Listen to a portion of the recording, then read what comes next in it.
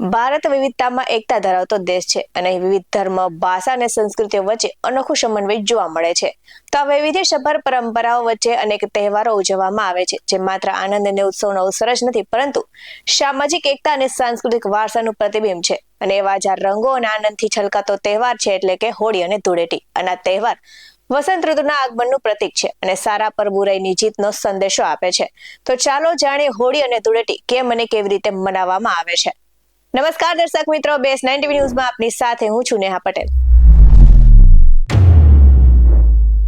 હોળીને અસત્ય પર સત્યના વિજય સાથે રાધા કૃષ્ણના પ્રેમને યાદ કરાવતો વસંત ઋતુનો મુખ્ય તહેવાર ગણવામાં આવે છે. તો ફાગણ મહિનાની પૂર્ણિમાને દિવસે હોલિકા દહન કરી અનિષ્ટોનો નાશ કરવામાં આવે છે અને બીજા દિવસે ધૂળેટીમાં રંગો રમી એકતા અને પ્રેમ તથા નવા પાકની ખુશી વ્યક્ત કરવામાં આવે છે. તો હોળી ઉજવવા પાછળના ઘણા બધા કારણો અને પૌરાણિક કથાઓ પણ જોડાયેલી છે. તો એમાંની એક કથા છે હોલિકા અને પ્રહલાદની પ્રચલિત કથા.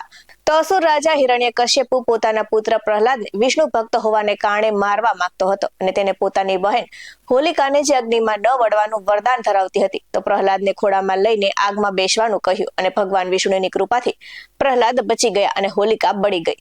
તો આ ઘટના અનિષ્ટ પર સત્યની જીત તરીકે ઉજવાય છે. અને આ સાથે જ રાધા કૃષ્ણનો પ્રેમ, તો ભગવાન કૃષ્ણ અને રાધાના પવિત્ર પ્રેમના પ્રતીક રૂપે ગણાતી હોળી ઉજવાય છે. તો વ્રજ અને વૃંદાવનમાં તહેવાર રાધા કૃષ્ણની રમતગમત તરીકે ઓળખાય છે અને જ્યાં રંગો અને ગુલાલથી હોળી રમવાની પરંપરા છે. તો કામદેવનું પુનર્જીવિત એટલે કે શિવજી દ્વારા કામદેવને ભસ્મ કર્યા બાદ રતિની વિનંતીથી તેમના પર દયા ખાઈને કામદેવને પુનર્જીવિત કર્યા હતા, તે ખુશીમાં પણ હોળી ઉજવવામાં આવે છે.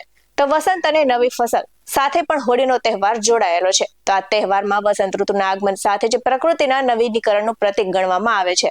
તો ખેડૂતો પોતાના રવિ પાક આવવાની ખુશીને લઈને દેવતાઓને અર્પણ કરીને આખા તહેવારને મનાવે છે અને ખેડૂતો માટે હોળી એક ખાસ તહેવાર બની જાય છે.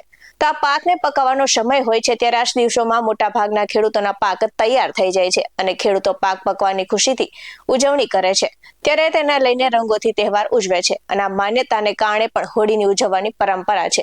તો ખેડૂતો હોળીમાં તેમના પ્રિય દેવતાને નવા પાકનો ભોગ લગાવે છે, પૂજા અર્ચના કરે છે અને ઉજવણી કરે છે.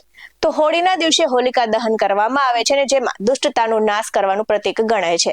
જ્યારે ધૂળેટીના દિવસે લોકો અબીલ, ગુલાલ અને રંગોથી એકબીજા પર રંગ છાંટીને ખુશી અને ભાઈચારાની ઉજવણી કરે છે.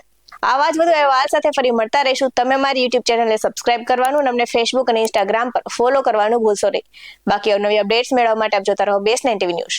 અહીં આપવામાં આવેલી જાણકારી વિવિધ તથ્યો અને દંતકથાઓ પર આધારિત છે. બેસ 9 ટીવી ન્યૂઝ આવી કોઈ પુષ્ટિ નથી કરતું.